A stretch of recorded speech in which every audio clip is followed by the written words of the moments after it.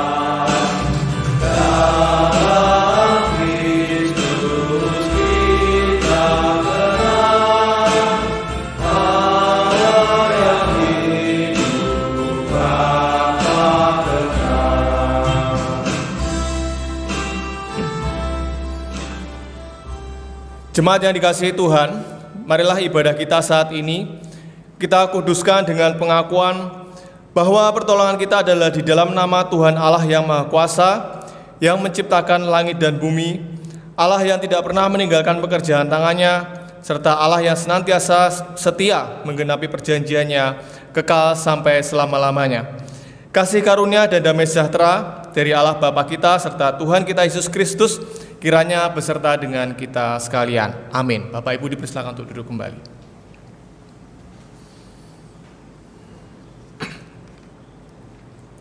Sebagai ayat pembuka atau introitus pada pagi hari ini terambil dari Markus 9 ayatnya yang ke-35. Markus 9 ayat ke-35 yang berbunyi demikian.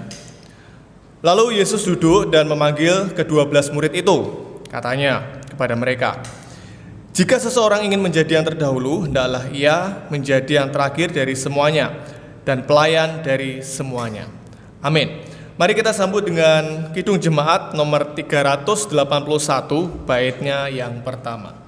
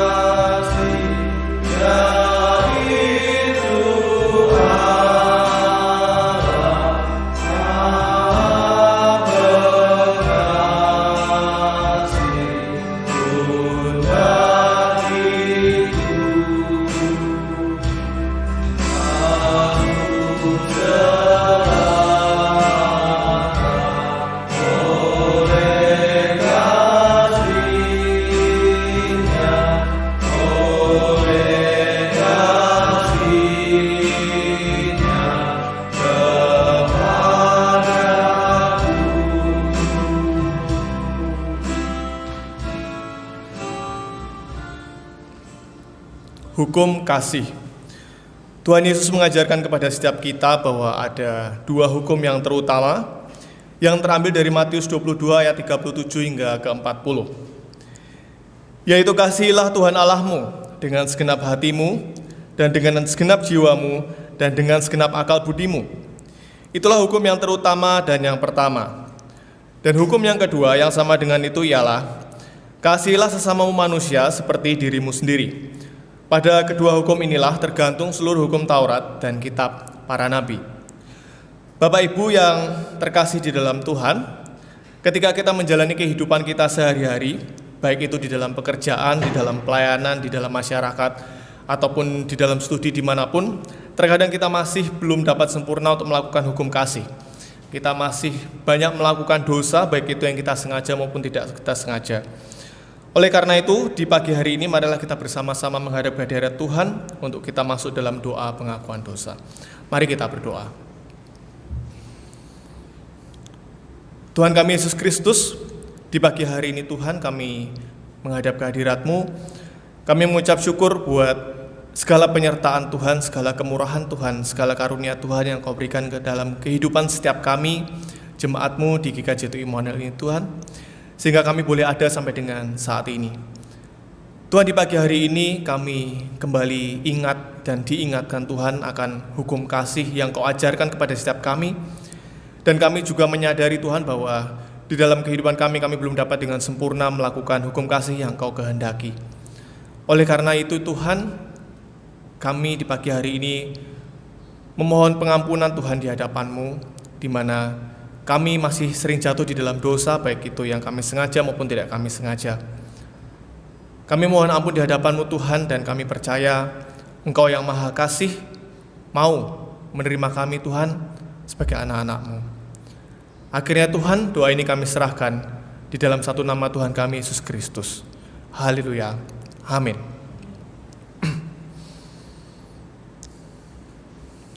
Setelah kita dengan jujur mau mengakui setiap kesalahan di dalam kehidupan kita, Tuhan memberikan berita anugerah untuk setiap kita, setiap keluarga kita, dan setiap saudara-saudara kita. Terambil dari 1 Korintus 6 ayatnya yang ke-11. 1 Korintus 6 ayat yang ke-11 yang berbunyi demikian.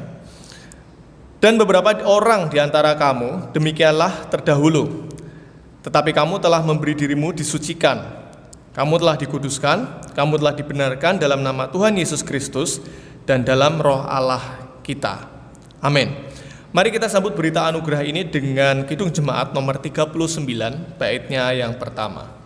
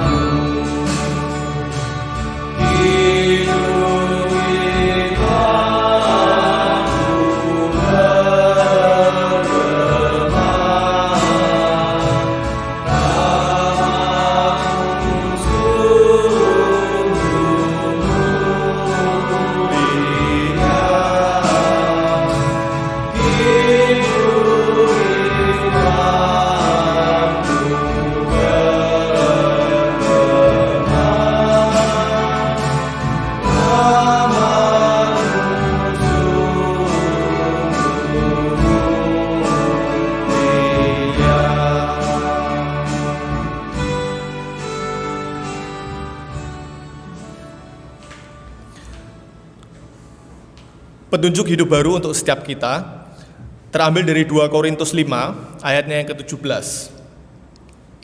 2 Korintus 5 ayat yang ke-17. Jadi siapa yang ada di dalam Kristus, ia adalah ciptaan baru. Yang lama sudah berlalu, sesungguhnya yang baru sudah datang.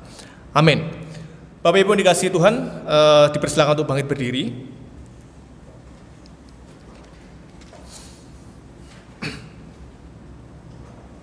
Marilah bersama-sama di pagi hari ini kita mengikrarkan pengakuan iman rasuli kita.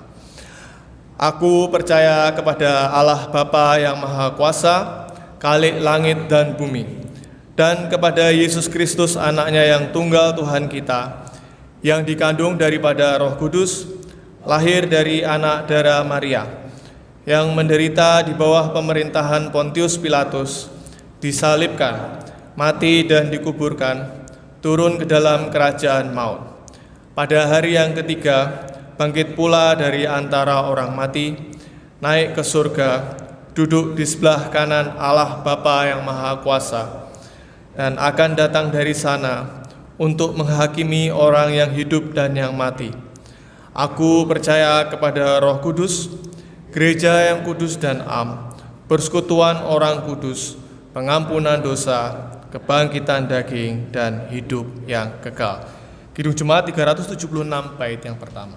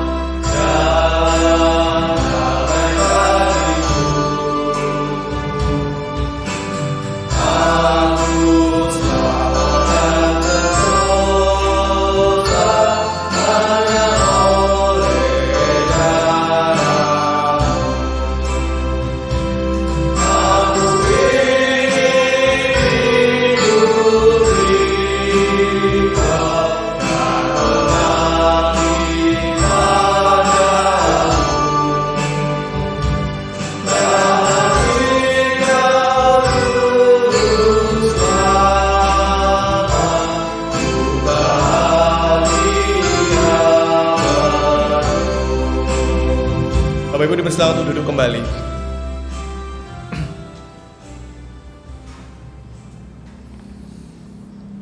Bapak Ibu dikasihi Tuhan, marilah di kesempatan pagi hari ini kita mempersiapkan hati kita untuk kita bersama-sama menaikkan doa syafaat kita. Mari kita berdoa. Tuhan Allah Bapa kami yang bertata dalam kerajaan surga, Tuhan yang kami kenal melalui anak-Mu yang tunggal Tuhan kami Yesus Kristus, di pagi hari ini Tuhan, kami mengucap syukur buat setiap kebaikan Tuhan atas kehidupan kami. Tuhan, di pagi hari ini kami hendak berdoa menaikkan permohonan dan syafaat kami. Kami berdoa untuk gereja-Mu GKJTU Immanuel Tuhan di tempat ini. Kiranya Engkau berkati gereja-Mu ini Tuhan, dengan setiap program yang ada boleh berjalan dengan baik sesuai dengan kehendak Tuhan. Kau juga berkati para majelis, pemuda remaja dan setiap pelayan yang ada. Kiranya mereka boleh selalu diberi kesehatan dan kekuatan dan semangat yang berapi-api Tuhan, sehingga nantinya boleh melayani jemaat-Mu di tempat ini dengan baik. Kau juga berkati Tuhan para jemaat di gereja-Mu ini. Kiranya Engkau sertai mereka, sertai kehidupan mereka, Kau sertai setiap pekerjaan mereka. Kau berikan berkat di dalam kehidupan mereka, di dalam keluarga mereka, sehingga setiap hari Tuhan boleh ada penyertaan Tuhan dan boleh ada berkat Tuhan di dalam kehidupan mereka masing-masing Tuhan, dan mereka boleh menyadari betapa baiknya Tuhan di dalam kehidupan mereka. Kami juga berdoa Tuhan untuk jemaat yang mungkin saat ini sedang mengalami lemah tubuh atau sakit, yang mungkin tidak dapat kami sebutkan satu persatu, tetapi Engkau tahu ya Tuhan, baik itu sakit yang terlihat maupun sakit yang di dalam atau tidak terlihat. Tuhan, kiranya Engkau jamah setiap jemaat yang mengalami lemah tubuh, Kau pulihkan, Kau sembuhkan Tuhan, sehingga nantinya mereka boleh kembali sehat, boleh kembali bersama-sama Tuhan bisa memuji dan memuliakan nama Tuhan. Kami juga berdoa untuk setiap jemaat yang saat ini mungkin mengalami pergumulan apapun itu Tuhan, baik itu pergumulan keuangan, keluarga, pekerjaan, pelayanan, dan apapun itu Tuhan, kiranya Kau berikan solusi yang terbaik, Kau berikan jalan keluar yang terbaik. Kami percaya Tuhan bahwa setiap kami menyerahkan kehidupan kami, Engkau selalu menuntun kami ke dalam jalan keluar yang terbaik. Kami juga berdoa untuk kerinduan kami memiliki seorang hamba Tuhan atau seorang pendeta, Tuhan kiranya Engkau memberikan petunjuk dan memberikan jalan-Mu. Berikan kami seorang hamba Tuhan yang nantinya dapat membimbing dan menuntun setiap jemaat yang ada di tempat ini ya Tuhan Yesus. Kami juga berdoa untuk pemuda, remaja, dan setiap jemaat yang mungkin saat ini sedang mencari pekerjaan. Kiranya Engkau berkati dengan Kau berikan pekerjaan yang terbaik, yang sesuai dengan talenta dan kebisaan mereka, dan tentunya terlebih sesuai dengan kehendak Tuhan. Kami percaya bahwa waktu Tuhan adalah yang terbaik. Kami juga berdoa untuk pemuda remaja yang mungkin saat ini sedang mencari pasangan hidup, kiranya Engkau sertai Tuhan, sehingga mereka boleh mendapatkan pasangan hidup yang sesuai dengan kehendak Tuhan. Tuhan, kami juga berdoa untuk kota dan bangsa kami, negara Indonesia. Kami mengucap syukur Tuhan untuk keadaan saat ini yang boleh sedikit lebih baik dibanding sebelumnya Tuhan. Kami tahu bahwa itu semua bukan karena kuat dan gagah manusia, tapi ada penyertaan Tuhan di dalamnya. Tuhan, kiranya Engkau selalu jagai, Engkau selalu sertai bangsa kami ini Tuhan, sehingga nantinya ke depan boleh berjalan lebih baik lagi, boleh ada sejahtera Tuhan di dalam bangsa ini Tuhan, dan setiap pandemi yang ada kiranya boleh segera berakhir dengan tuntas ya Tuhan Yesus.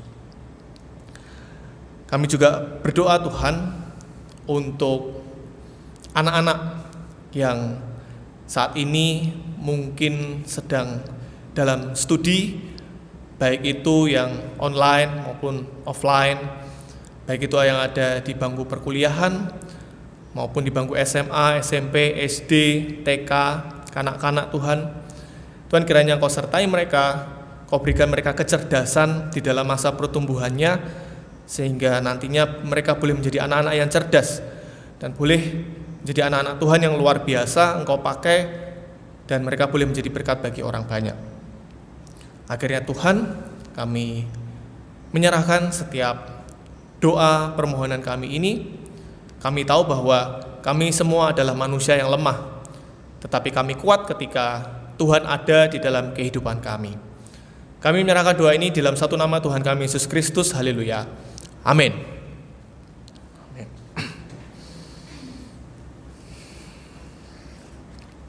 Ya, Bapak Ibu yang dikasihi Tuhan, pada pagi hari ini kita diberikan kesempatan untuk memberikan persembahan. Adapun ayat yang melandasi persembahan kita pada pagi hari ini terambil dari 2 Korintus 8, ayatnya yang ke-12. 2 Korintus 8 ayat yang ke-12. Sebab jika kamu rela untuk memberi, maka pemberianmu akan diterima. Kalau pemberianmu itu berdasarkan apa yang ada padamu, bukan berdasarkan apa yang tidak ada padamu. Seiring dengan kita memberikan persembahan di rumah kita masing-masing, kita pujikan Kidung Jemaat 302 baitnya yang pertama.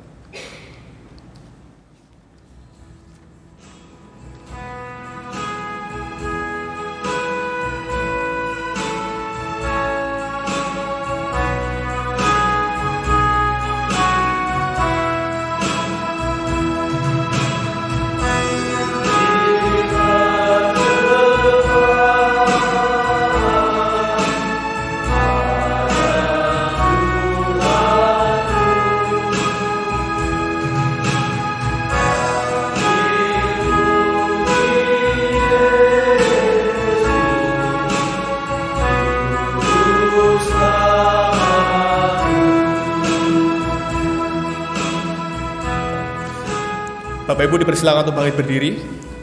Mari kita berdoa. Tuhan, kami mengucap syukur untuk setiap pemberian Tuhan, berkat-berkat Tuhan yang begitu melimpah di dalam kehidupan kami. Dan di pagi hari ini Tuhan, sebagai rasa syukur kami, sebagai bukti cinta kasih kami Tuhan, kami memberikan persembahan ini ke hadapan-Mu, persembahan dari jemaat ini Tuhan, kiranya boleh Engkau terima walaupun nilainya tidak sebanding dengan apa yang Tuhan berikan di dalam kehidupan kami, tetapi kiranya ini merupakan perwujudan Tuhan cinta kasih kami kepadamu.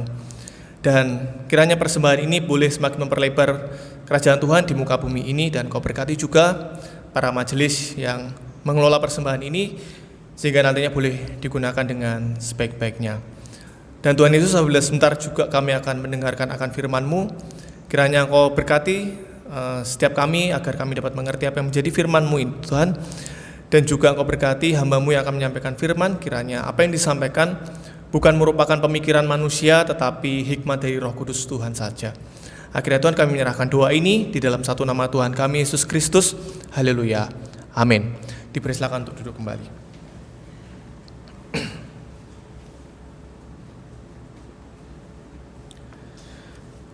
Baiklah Bapak Ibu yang dikasihi Tuhan, tiba saatnya untuk kita membaca dan merenungkan firman Tuhan. Mari kita bersama-sama untuk membuka Alkitab kita dari Markus 9, ayatnya yang ke-30 hingga 37.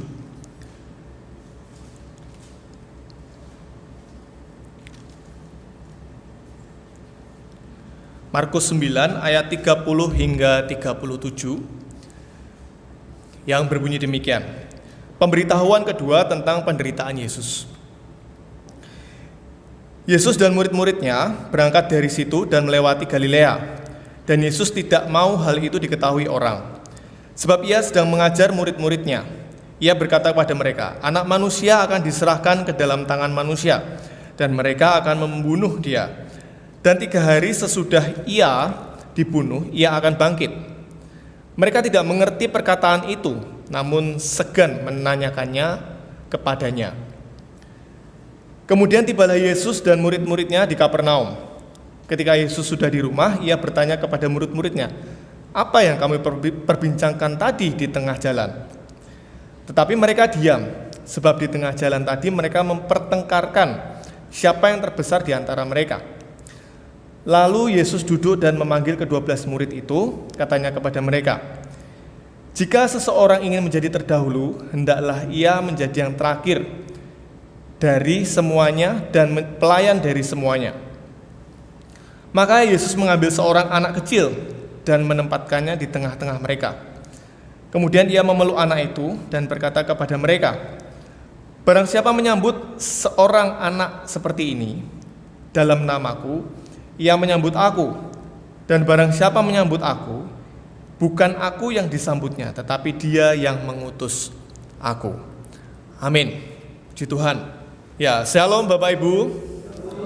Ya, sehat-sehat semua. Ya, walaupun kita masih secara online ya, jadi belum bisa bertemu secara tatap muka, tetapi kiranya setiap kita dan di tengah-tengah keluarga kita selalu diberkati oleh Tuhan dengan kesehatan dan kekuatan selalu. Amin, Ya, Bapak Ibu yang dikasihi Tuhan, ini adalah bacaan pada pagi hari ini adalah tema dari GKJTU gitu. Dan sebelum kita membahas akan firman Tuhan ini, saya ingin mengajak untuk Bapak Ibu semua untuk kita bersama-sama mengucap syukur ya. Kenapa kok kita patut mengucap syukur? Ya, puji Tuhan, saat-saat ini keadaan di sekitar kita sudah semakin membaik begitu. Kita boleh tahu bahwa angka pandemi juga boleh semakin menurun, terutama di kota Semarang dan lain sebagainya. Nah, kita boleh mengucap syukur bahwa kita masih ada sampai dengan saat ini. Kita masih digunakan Tuhan sampai dengan saat ini. Ketika kita tahu kita melewati masa-masa yang sulit Bapak Ibu, bulan Juni, Juli, itu ketika ya kita semua merasakan betapa sedihnya, betapa beratnya itu angka tinggi-tingginya pandemi seperti itu Bapak Ibu. Dan kita banyak kehilangan family, kita banyak kehilangan teman dan lain sebagainya. Saya percaya bahwa semuanya adalah rencana Tuhan gitu, dan semuanya adalah baik adanya. Kengerian-kengerian itu kita sudah boleh lewati bersama. Dan saat ini kita masih ada di tempat ini dan kita masih boleh mengikuti ibadah online ini, berarti Tuhan itu belum finish terhadap kehidupan setiap kita. Masih ada rencana Tuhan yang begitu luar biasa yang nantinya akan Tuhan genapi di dalam kehidupan setiap kita. Makanya kita harus percaya dan kita harus mengucap syukur selalu kepada Tuhan. Oke, baiklah Bapak Ibu, kita masuk di dalam firman Tuhan tadi. Jadi dari bacaan yang kita baca itu judulnya pada pagi hari ini itu adalah menerima Yesus dengan meninggalkan ego. Ini judul dari GKJTU Bapak Ibu. Menerima Yesus dengan meninggalkan ego. Nah, di dalam bacaan ini tadi dibagi menjadi 2 bagian, yaitu bagian pertama adalah ketika Tuhan Yesus memberitakan tentang penderitaan yang akan dia alami gitu. Ini sudah pemberitaan yang kedua, bahwa Tuhan Yesus akan diserahkan dan juga akan dibunuh dan lain sebagainya. Lalu ada bagian kedua, yaitu ada di situ bagian perselisihan para murid. Mereka mempertengkarkan siapa yang terbesar di antara mereka. Seperti itu Bapak Ibu. Nah, ini adalah 2 bagian yang tidak sinkron, gitu. Tidak sinkron artinya ketika Yesus itu ngomong sama murid-murid, sebentar lagi aku bakal diserahkan, bakal dibunuh dan lain sebagainya. Murid-muridnya tuh nggak ngerti apa yang dikatakan Yesus dan mereka malah sibuk siapa nih yang paling besar di antara kita, kayak gitu. Nah, saya punya sebuah cerita Bapak Ibu. Jadi ada sebuah cerita begini. Ada seorang pengusaha, gitu. Seorang pengusaha itu dia hebat, pengusaha itu dia paling mengerti keadaan tentang pasar di situ, gitu. Dia udah usaha itu sudah lama dan dia paling mengerti lah keadaan pasar di situ. Dan suatu ketika usahanya stagnan atau berhenti. Nah, ketika usahanya itu berhenti atau stagnan, dia mikir, kok bisa ya usahaku stagnan? Padahal aku tuh sudah menggeluti bidang ini bertahun-tahun. Aku sudah paling tahu tentang bisnis ini, gitu. Tetapi kok usahaku ini kok gini-gini aja ya, kok nggak berkembang gitu. Akhirnya dia tanya sama temennya, kenapa ya bro kok usahaku tuh kayaknya stagnan ya sekarang? Lalu temennya itu menjawab, iya, mungkin aja kamu memang hebat, kamu memang paling ngerti tentang usahamu, kamu memang paling ngerti tentang bisnismu, tetapi terkadang kamu lupa untuk mengosongkan gelasmu. Nah ini, maksudnya mengosongkan gelas bagaimana sih bro gitu? Ya, kamu lupa untuk mengosongkan gelasmu supaya nanti gelasmu itu bisa diisi lagi oleh orang lain. Artinya boleh diisi oleh nasihat-nasihat orang lain, boleh diisi oleh firman Tuhan, boleh diisi oleh hal-hal lain yang baik dan lain sebagainya. Sehingga kamu tidak bisa berkembang. Artinya kamu hanya begini-begini aja karena gelasmu itu sudah penuh. Seperti itu. Akhirnya temannya itu mengerti, oh berarti kalau seperti itu saya harus belajar lagi. Saya harus mau menerima masukan dari orang lain. Nah, dari cerita ini itu menggambarkan tentang firman Tuhan pada pagi hari ini. Jadi di sini murid-murid Tuhan Yesus itu tidak fokus ya terhadap apa yang Tuhan Yesus sedang ajarkan. Mereka hanya fokus dan sibuk tentang pemikiran mereka sendiri gitu. Mereka bertengkar sendiri gitu, sakar PDW kayak gitu. Nah, sampai suatu ketika akhirnya Tuhan Yesus akhirnya mengambil seorang anak dan memberikan perumpamaan kepada mereka. Seperti cerita ini ya, untuk kita bisa betul-betul ya menerima Tuhan Yesus di dalam kehidupan kita, maka salah satu kuncinya itu adalah kita perlu mengosongkan gelas. Kita perlu meninggalkan ego kita. Gelas itu berbicara apa sih? Gelas itu berbicara knowledge kita atau pengetahuan kita. Gelas itu berbicara idealisme kita, ego kita, point of view kita atau sudut pandang kita. Nah, gelas itu berbicara mengenai itu.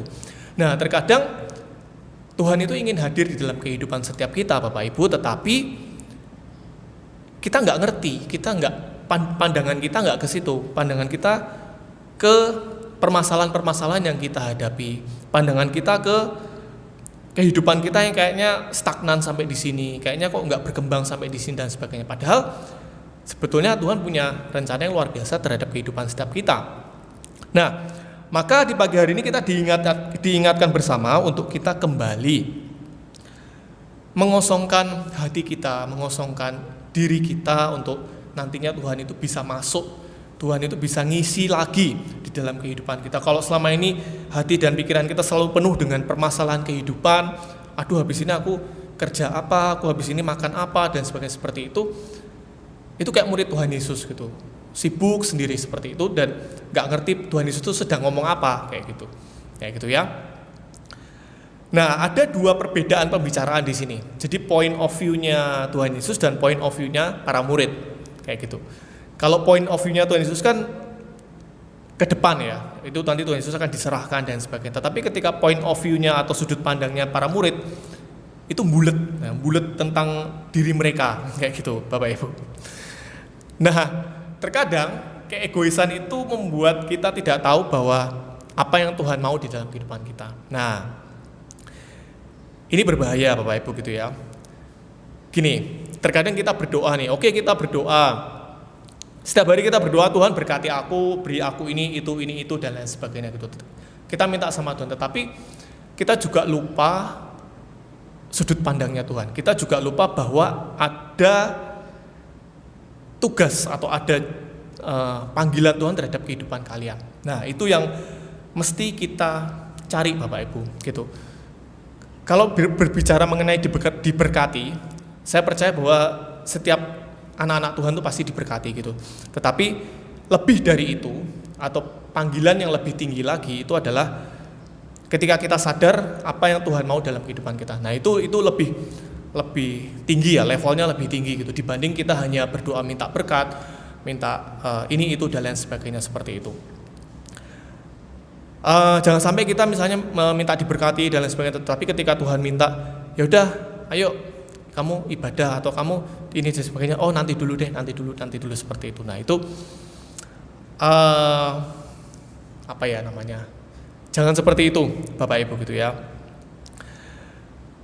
Bahwa banyak kan cerita di Alkitab itu yang begini Bapak Ibu. Kalau cerita di Alkitab itu kan biasanya kalau kita tahu ya, Tuhan selalu menginstruksikan sesuatu dan memberkati.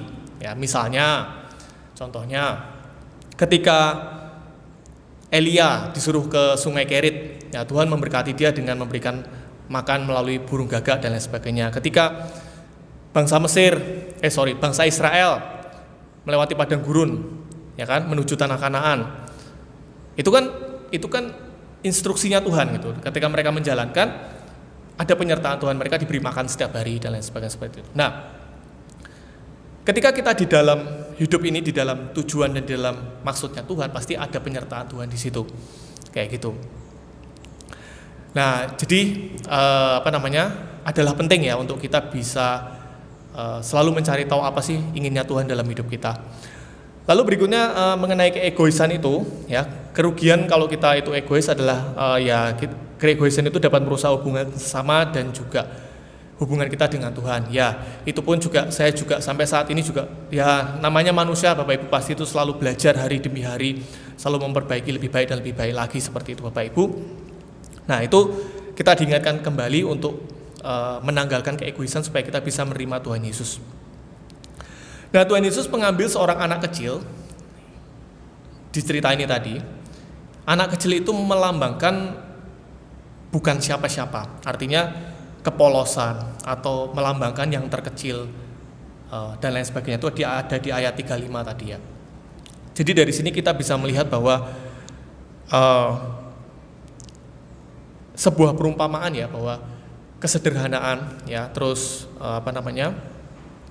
ketika kita tuh peduli ya terhadap apa yang terkecil di dalam kehidupan kita, nah itu tuh seperti kayak kita peduli sama Tuhan, kayak gitu tadi dijelaskan di sini gitu ya. Nah, ketika kita sudah membaca ini, mungkin Bapak Ibu berpikir begini, ya oke, kita meninggalkan ego dan saya mau menerima Tuhan Yesus dan lain sebagainya, bla bla bla seperti itu. Tetapi realitanya kehidupan saya saat ini masih susah. Kehidupan saat ini saya masih berduka. Kehidupan saat ini saya masih serba sulit dan lain sebagainya. Kayak gitu. Terus bagaimana caranya supaya saya tuh bisa istilahnya ngerti hatinya Tuhan tuh kayak gimana gitu. Kita belajar dari bangsa Israel, Bapak Ibu, yang ketika mereka itu mengeluh di padang gurun, mereka kan berputar-putar itu 40 tahun kayak gitu kan, bulat di situ kayak gitu. Itu karena mereka mengeluh dan lain sebagainya. Itu karena mereka tidak punya sudut pandangnya Tuhan. Nah, ketika kita itu mengerti ya, maksudnya belajar untuk mengerti sudut pandangnya Tuhan, kita tahu bahwa sebetulnya tujuan akhir itu bukan di padang gurun tetapi tanah Kanaan. Nah, itu seperti kehidupan kita Bapak Ibu, ketika kita punya point of view atau sudut pandang yang lebih tinggi, kita tahu bahwa pemberhentian kita itu tidak di padang gurun tetapi ada ending yang luar biasa yang Tuhan siapkan untuk kehidupan setiap kita. Pastinya setiap kita berbeda-beda seperti itu. Nah, itu makanya penting ya untuk kita mengetahui kehendak Tuhan. Kalau berbicara mengenai pemeliharaan, Tuhan pasti pelihara kita, pasti. Saya yakin, saya percaya Tuhan itu pasti pelihara kita. Wong bangsa Israel yang mengeluh gitu aja tetap dipelihara, dikasih makan setiap hari dan lain sebagainya. Gitu, apalagi kita, gitu kan, kita juga pasti dipelihara dan ya dipelihara Tuhan, diberi makan setiap hari, kayak gitu Bapak. Tetapi untuk higher calling itu panggilan yang lebih tinggi dari itu adalah kita mesti beres dengan diri kita sendiri dan beres dengan Tuhan, sehingga nantinya kita bisa mengerti, oh ternyata tujuannya Tuhan tuh kayak gini, oh saya tuh harus kayak gini dan lain sebagainya, kayak gitu Bapak Ibu. Dan ingat bahwa di pagi hari ini ya, kita diingatkan juga bahwa ketika Tuhan itu menginstruksikan kita sesuatu atau menyuruh kehidupan kita itu, misalnya oke, kamu kesini, kamu ini dan sebagainya. Nah, percayalah Bapak Ibu bahwa di situ ada penyertaan Tuhan. Gak mungkin Tuhan itu nyuruh terus ditinggalkan, itu gak mungkin. Itu cerita di Alkitab udah banyak sekali ya contoh-contohnya ya, kayak gitu. Ketika Tuhan menyuruh siapa, kemana, ngapain, itu pasti disertai gitu loh, ada penyertaannya seperti itu. Nah, itu kita juga belajar Bapak Ibu pagi hari ini, saya dan Bapak Ibu juga belajar untuk ketika kita ngikut Tuhan itu memang berat, tetapi ternyata ada penyertaan Tuhan di sana, kayak gitu. Nah, itu yang sesuatu hal yang luar biasa gitu ya. Dan kita akan menuju tanah Kanaan kita masing-masing. Dan poin yang penting yang mau saya sampaikan pada pagi hari ini adalah, walaupun murid-murid Tuhan itu seperti ini, maksudnya seperti ini tuh gimana sih, tanda kutip seperti ini tuh maksudnya Tuhan Yesus ngomong apa mereka malah grundel sendiri, malah gak beres sendiri kayak gitu tuh. Tetapi Tuhan Yesus masih sayang gak? Tuhan Yesus masih sayang sama murid-muridnya. Tuhan Yesus masih mau pakai murid-muridnya. Berarti itu sama seperti kita Bapak Ibu. Walaupun kadang kita tuh bulet ya dengan kehidupan kita, kadang kita mengeluh, kadang kita jengkel dan lain sebagainya seperti itu, Tuhan masih sayang nggak? Masih sayang. Tuhan masih mau pakai kita nggak? Masih mau. Nyatanya seperti yang saya katakan di awal tadi, kita masih ada sampai dengan saat ini. Berarti ada sesuatu yang harus kita lakukan. Sama seperti bangsa Israel ya, yang mereka juga mengeluh tetapi masih dipelihara sama Tuhan, kayak gitu. Dan apa yang kita bisa bawa pulang pada pagi hari ini, dan ini sekaligus juga sebagai kesimpulan ya dari renungan kita pada pagi hari ini adalah musim kehidupan itu berbeda-beda Bapak Ibu. Jadi hidup itu musimnya kan berganti-ganti gitu aja. Naik turun kehidupan gitu, kayak kemarin pandemi naik turun seperti itu. Nah, musim kehidupan itu berganti-ganti. Dan selalu ada istilahnya, ada maksud Tuhan di setiap musim kehidupan. Nah, setiap musim kehidupan kita juga gitu. Makanya kadang kalau di setiap gereja itu kan tiap berapa bulan ada tema-temanya, atau pasti ada tema-temanya seperti itu kan. Nah, itu sama seperti kehidupan kita masing-masing, itu juga ada tema-temanya gitu, tema-temanya. Mungkin tema saat ini saya harus cari kerja, tema besok saya harus dan lain sebagainya seperti itu. Ada tema-temanya gitu. Nah, yang bisa kita bawa pulang adalah jangan sampai kita ketinggalan maksud Tuhan di dalam setiap musim kehidupan. Sama seperti cerita ini. Kalau di cerita ini kan sebenarnya Tuhan sedang membahas Tuhan Yesus ingin diserahkan. Itu kan sebenarnya temanya sedang itu gitu, tapi murid-murid tuh nggak fokus dan nggak ngerti gitu, temanya sedang itu, malah bulet sendiri. Nah, jangan sampai kita tuh dalam kehidupan seperti itu. Ini maksudnya Tuhan dalam kehidupan kalian tuh sedang seperti ini. Nah, jangan sampai kalian nggak tahu dan malah larinya ke jalan yang salah, malah ke Tuhan maksud Tuhan A, malah ini larinya ke B. Nah seperti itu malah nanti kita nggak sinkron kayak gitu ya. Nah adalah penting untuk setiap kita tuh mencari tahu ya, untuk apa maksud Tuhan dalam setiap musim kehidupan kita. Nah ketika kita itu tahu, wah itu akan luar biasa. Jadi setiap kita, kehidupan Bapak Ibu sekalian itu akan luar biasa ya. Kenapa? Karena selalu ada penyertaan Tuhan di situ. Kayak gitu Bapak Ibu. Jadi kesimpulannya adalah kita harus meninggalkan ego kita, fokus kehidupan kita yang istilahnya tidak penting atau bulat yang sehingga nantinya itu menjadi batu sandungan untuk Tuhan bisa berbicara dalam kehidupan kita apapun itu gitu ya. Itu kita harus tinggalkan. Sehingga nantinya ketika kita itu mengosongkan hati, Tuhan bisa masuk dalam kehidupan kita dan kita bisa mengerti rancangan Tuhan untuk musim-musim kehidupan kita. Oh saat ini saya harus ini, saat ini saya harus itu.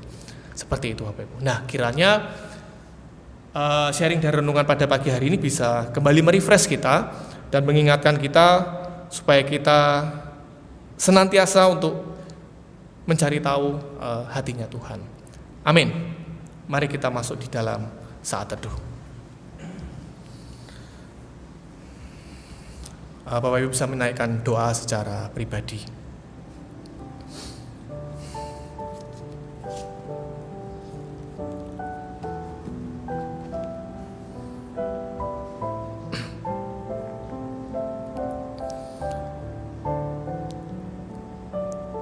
Tuhan kami Yesus Kristus, di pagi hari Tuhan kami mengucap syukur buat firman yang Tuhan sudah berikan di tengah-tengah keluarga kami masing-masing, di mana firman itu boleh kembali menguatkan kami, boleh kembali mengingatkan kami untuk kami tidak egois akan memikirkan permasalahan kehidupan kami sendiri, tetapi lebih besar dari itu Tuhan, Engkau ingin masuk di dalam kehidupan setiap kami, Engkau ingin masuk di dalam setiap hati kami, sehingga lebih besar daripada itu kami boleh tahu akan rancangan Tuhan yang pastinya kami percaya sangat luar biasa untuk kehidupan setiap kami, dan kami tahu rancangan untuk setiap kami itu berbeda-beda, tetapi kami juga percaya bahwa rancangan Tuhan itu yang terbaik untuk kehidupan setiap kami.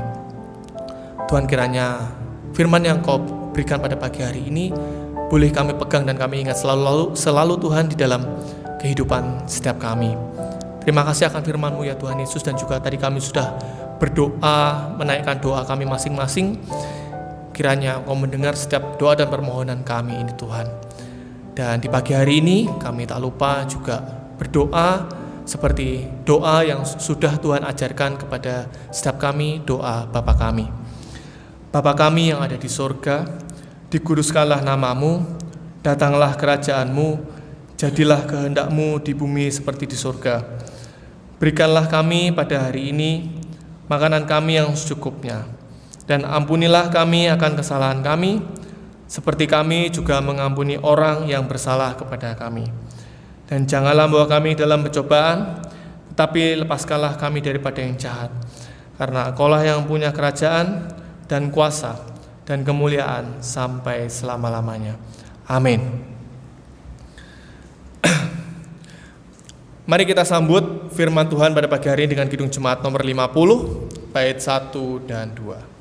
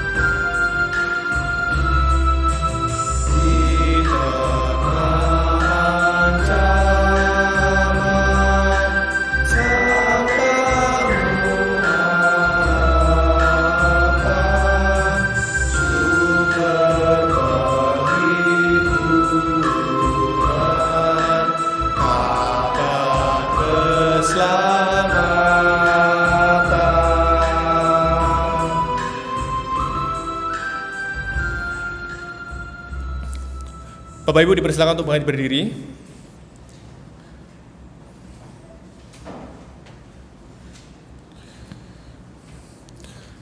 Marilah kita undur dari hadapan Allah dengan penuh damai sejahtera, serta marilah kita terima berkat dari Tuhan. Kasih karunia dan damai sejahtera dari Allah Bapa kita, serta kasih Tuhan kita Yesus Kristus, serta penyertaan kuasa Roh Kudus, kiranya senantiasa beserta dengan kita dari sekarang sampai dengan selama-lamanya. Amin. Kita tutup dengan Kidung Jemaat 406 baitnya yang pertama.